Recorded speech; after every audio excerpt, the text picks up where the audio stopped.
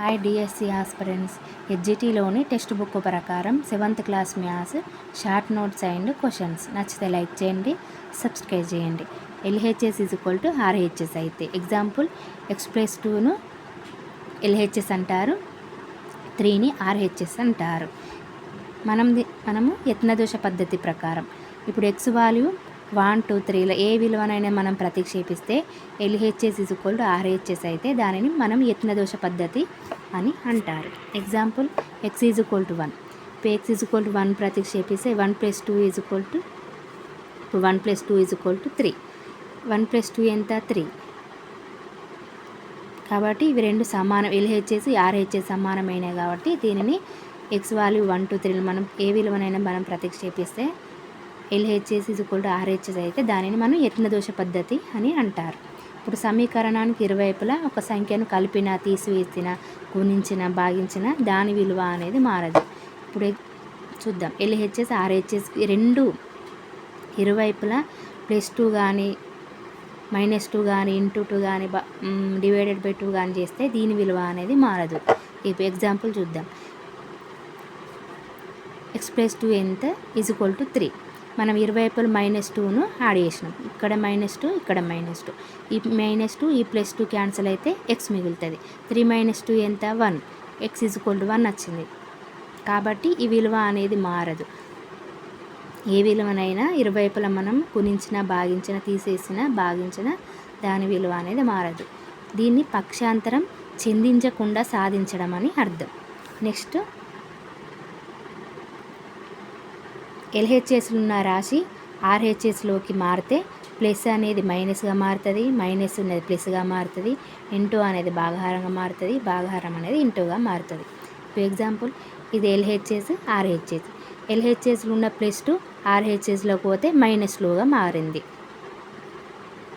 ఇప్పుడు +2 ఉన్నది ఇటు RHSలోకి -2గా మారింది. అప్పుడు X = 1. కాబట్టి ఇది పక్షాంతరం చెందించడం ద్వారా సాధించడం. ఇది పక్షాంతరం చెందించకుండా సాధించడం అని అంటారు. దీన్ని పక్షాంతరం చెందించడం ద్వారా సాధించడం అని అర్థం. అంటే LHSలో ఉన్న RHSలోకి మార్చడం ద్వారా దీనిని సాధించడం అని అర్థం. ఇలా తారుమారు చేసినా దాని విలువ అనేది మారదు. ఇప్పుడు LHS RHSకు ఇరువైపులా ఏ విలువనైనా తీసివేసినా, గుణించిన, భాగించిన దాని విలువ మారదు. నెక్స్ట్ పక్షాంతరం చెందించడం ద్వారా అంటే LHSలో ఉన్న వాల్యూ RHSలోకి మార్చినా కూడా దాని విలువ అనేది మారదు. నిత్య జీవిత సమస్యలో సామాన్య సమీకరణాలను వాడతారు. మన నిత్య జీవిత సమీకరణంలో సామాన్య సమీకరణాలు అనేవి వాడతాం. ఎగ్జాంపుల్ ఒక తరగతిలో బాలబాలికల మొత్తం సంఖ్య 52. బాలికల సంఖ్య ఈ బాలుర సంఖ్య కన్నా 10 ఎక్కువ అయినా బాలుర సంఖ్య ఎంత? పెంత మొత్తం 52 ఉన్నది. బాలికల సంఖ్య గర్ల్స్ బాలికల సంఖ్య ఎంత అంటే బాలుర సంఖ్య కన్నా 10 ఎక్కువ. బాలుర సంఖ్య మనకు తెలియని దాన్ని మనం X అనుకోవాలి. బాలుర సంఖ్య కన్నా 10 ఎక్కువ బాలికల సంఖ్య. కాబట్టి బాలుర సంఖ్య X అనుకుంటే బాలుర సంఖ్య కన్నా 10 ఎక్కువ బాలికల సంఖ్య. ఇవి రెండింటిని బాలురు బాలికల మొత్తం ఎంత? 52. కాబట్టి X + 10 = 52. X వాల్యూ ఎంత? 21. 21 ఏంటిది? బాయ్స్ బాలుర విలువ 21. రాము తండ్రి ప్రస్తుత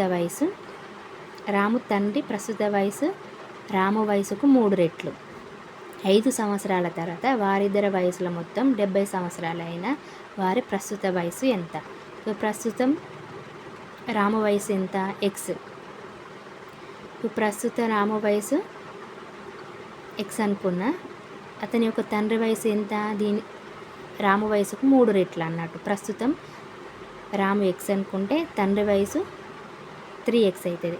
5 సంవత్సరాల తర్వాత అంటే ఇప్పుడు రాము ప్రస్తుతం X కాబట్టి 5 సంవత్సరాల తర్వాత అంటే +5ని యాడ్ చేయాలి. తండ్రి వయసు ప్రస్తుతం ఎంత? 3X కాబట్టి ఇది 5 సంవత్సరాల తర్వాత అంటే 3X + 5.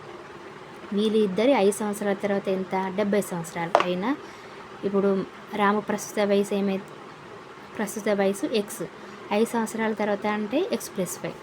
తండ్రి ప్రస్తుత వయసు ఎంత? 3X. 5 సంవత్సరాల తర్వాత అంటే 3X + 5. వీరిద్దరి వయసుల మొత్తం ఎంత 70 అట. కాబట్టి వీరిద్దరి వయసుల మొత్తం 70 అయినా ఎక్స్ వాల్యూ ఎంత 15. ఈ ఎక్స్ వాల్యూ ఎంత, ప్రస్తుతం రాము వయసు ఎంత 15 అయిన వారి ప్రస్తుత వయసులో ఎంత. రాము వయసు 15 అయితే తండ్రి వయసు ఎంత. ఎక్స్ వాల్యూని ఇలా ప్రతిక్షేపిస్తే 3 × 15 ఎంత 45. ప్రస్తుతం రాము వయసు 15 అయినా తండ్రి వయసు 45 సంవత్సరాలు. కొన్ని రూపాయల నోట్లు ఇచ్చి వాటి మొత్తం ఇచ్చినప్పుడు వాటి విలువ ఎంత అని మనం క్వశ్చన్స్ వచ్చినప్పుడు నోట్ల సంఖ్య అని తెలియనప్పుడు మనం ఎక్స్ అనుకోవాలి. ఎన్ని రూపాయలు ఉన్నది 20 రూపాయలు. మొత్తం డబ్బులు ఎంత 20 × ఎక్స్. క్వశ్చన్స్లో మనం ఇవ్వలేదు కాబట్టి మనం ఎక్స్ అనుకోవాలి. కాబట్టి మొత్తం డబ్బులు అనేది ఇది మనం, ఎందుకంటే మొత్తం క్వశ్చన్ చెప్తలేను, ఎందుకంటే ఇట్లా ఉంటుందని ఈ ప్రాసెస్ మాత్రమే చెప్తున్నాను. ఎందుకంటే లెక్క మొత్తం ప్రాసెస్ చెప్తే లేట్ అవుతుంది. అందుకనే రూపాయల నోట్లు ఇంటూ వాటి సంఖ్య తెలియనప్పుడు ఎక్స్ అనుకోవాలి. మొత్తం డబ్బులు అనేది వస్తాయి. దీర్ఘచతురస్రం యొక్క పొడవు దాని వెడల్పు కన్నా 8 తక్కువ అయిన చుట్టుకొలత ఎంత. దీర్ఘచతురస్రం పొడవు ఎంతనట, వెడల్పుకు రెట్టింపు. వెడల్పు ఎక్స్ అనుకుంటే దాని పొడవు ఎంత అన్నట, వెడల్పుకు రెట్టింపు కన్నా 8 తక్కువ. వెడల్పుకు రెట్టింపు అంటే 2x, రెట్టింపు కన్నా 8 తక్కువ అంటే ఏంటిది -8. అప్పుడు పొడవు వెడల్పులు వచ్చిన తర్వాత మనం చుట్టుకొలత అనేది కనుక్కోవచ్చు. కాబట్టి ఇలా వేసుకునే ప్రాసెస్ మాత్రమే చెప్తున్నాను. పొడవు అనేది ఎంత ఉంటుందట, దాని వెడల్పు కన్నా రెట్టింపు కన్నా 8 తక్కువ అట. పొడవు అంటే ఎంత, వెడల్పు అంటే ఎక్స్ అనుకుంటే వెడల్పు కంటే రెట్టింపు కన్నా 8 తక్కువ అంటే -8. అలాగే ఏ సంఖ్యను 7చే గుణించి లబ్ధం నుండి 3 తగ్గించిన అది 53కు సమానం. ఇప్పుడు ఏ సంఖ్య అంటే తెలియదు కాబట్టి ఎక్స్తో 7చే గుణించిన ఈ లబ్ధం నుంచి 3 తగ్గించగా అంటే -3, అది 53కు సమానం. = 53కు సమానం. అప్పుడు అనే ఎక్స్ వాల్యూ అనేది వస్తుంది. ఎక్స్ వాల్యూ ఎంత 8 వచ్చింది. నెక్స్ట్ 3 వరుస పూర్ణ సంఖ్యల మొత్తం 24 అయినా ఆ సంఖ్యలు ఏమన్నా. 3 వరుస పూర్ణ సంఖ్యలను ఏమని రాసుకోవచ్చు, x + 1 x + 2. వీటి మొత్తం ఆ మొత్తం ఎంత అంటే 24. 3x + 3 = 24. x ఎంత 7. కాబట్టి x = 7. x + 1 అంటే 8, x + 2 అంటే 9. కాబట్టి 3 పూర్ణ సంఖ్యలు ఎంత 7, 8, 9. 15 సంవత్సరాల తర్వాత హేమ వయసు ఆమె ప్రస్తుత వయసుకు 4 రెట్లు అయిన ఆమె ప్రస్తుత వయసు ఎంత. ఇప్పుడు హేమ యొక్క ప్రస్తుత వయసు తెలియదు ఎక్స్. 15 సంవత్సరాల తర్వాత ఎంతనట అంటే ఈ ప్రస్తుత వయసుకు 4 రెట్లు అట. ప్రస్తుత వయసు తెలియదు కాబట్టి ఎక్స్ అనుకున్నాం. 15 సంవత్సరాల తర్వాత కాబట్టి x + 15. ఈ 15 సంవత్సరాల తర్వాత ఎంత ఉంటుందట అంటే ప్రస్తుత వయసుకు 4 రెట్లు ఉంటుందట. అంటే ఇవి రెండు సమానం అని అర్థం అన్నట్టు. ఇలా చేస్తే మనం ఈ ప్రాసెస్ అనేది మనకు తెలుసుంటే మనం లెక్క అనేది చేయడానికి మనం అప్పుడు ఎక్స్ వాల్యూ వస్తుంది. ఎక్స్ వాల్యూ అంటే ప్రస్తుతం ఏమ వయసు అనేది ఆన్సర్ వస్తుంది అన్నట్టు. ఇలా వేసే విధానం మాత్రమే చెప్తాను. ఎందుకంటే లెక్క అనేది చేయొచ్చు, కానీ ఎట్లా రాసుకునేది అనేది కొంచెం తెలియదు కాబట్టి చెప్తున్నాను. 63 బహుమతుల మొత్తం విలువ ఎంత 3000. ఆ బహుమతుల్లో మొత్తం 63 బహుమతులు ఉన్నాయట. అందులో 100 రూపాయల నోట్లు ఉన్నదట. ఒక్కొక్క దాంట్లో 25 రూపాయల నోట్లు ఉన్నాయట. అయినచో ఒక్కొక్క రకం ఎన్ని ఉన్నాయి, ఈ 100 రూపాయలు అనేది ఎన్ని ఉన్నాయి, 25 రూపాయల బహుమతులు అనేది ఎన్ని ఉన్నాయి. మొత్తం ఎంతనట 63 అట. మొత్తం బహుమతులు ఎంత 63. ఇప్పుడు ఎన్ని రూపాయలు ఇంటూ అవి ఎన్ని అనేది తెలియదు కాబట్టి మనం ఎక్స్ అనుకుంటాం. మొత్తం విలువ అవుతుంది. ఇప్పుడు 100 రూపాయలు బహుమతులు ఎన్ని ఉన్నాయి తెలియదు ఎక్స్. 25 రూపాయలు ఎన్ని ఉన్నాయి, మొత్తం బహుమతులు 63 కాబట్టి ఇప్పుడు మనం 100 రూపాయలు ఉన్న వాటిని ఎక్స్ అనుకున్నా, మిగతావి ఎంత 63 మైనస్ ఈ 100 రూపాయలు ఉన్న బహుమతులను తీసేస్తే 25 రూపాయలు ఉన్న బహుమతులు వస్తాయి. కాబట్టి రూపాయలు ఇంటూ అవి ఎన్ని మనకు తెలియదు కాబట్టి ఎక్స్ అనుకుంటాం. మొత్తం విలువ. రూపాయలును అవి ఎన్ని వాటి మొత్తం విలువ అనేది మనకు వస్తుంది. ఎందుకంటే ఇక్కడికి ఇచ్చింది కాబట్టి. ఇప్పుడు 100 ఇంటూ ఎక్స్ ప్లస్ ఈ 25 ఇప్పుడు రూపాయలును అవి ఎన్ని 63 మైనస్ ఎక్స్ ఈజ్ 3000. ఇలా మనం లెక్క ప్రాసెస్ చేస్తే ఎక్స్ వాల్యూ వస్తుంది. ఎక్స్ వాల్యూ ఎంత 100 బహుమతులు ఎన్ని అన్నట్టు. అందులో నుంచి 63 నుంచి వెళ్ళి 100 బహుమతులను తీసివేస్తే 25 రూపాయల బహుమతులు ఎన్ని అనేది మనకు వస్తాయి. నెక్స్ట్ ఒక సంఖ్యను 2 భాగాలుగా చేసిన మొదటి భాగం అనేది రెండో భాగం కన్నా 10 ఎక్కువ అయినా ఆ భాగాల నిష్పత్తి 5:3 అయినా ఆ సంఖ్యను మరియు ఆ 2 భాగాలను కనుక్కోనండి.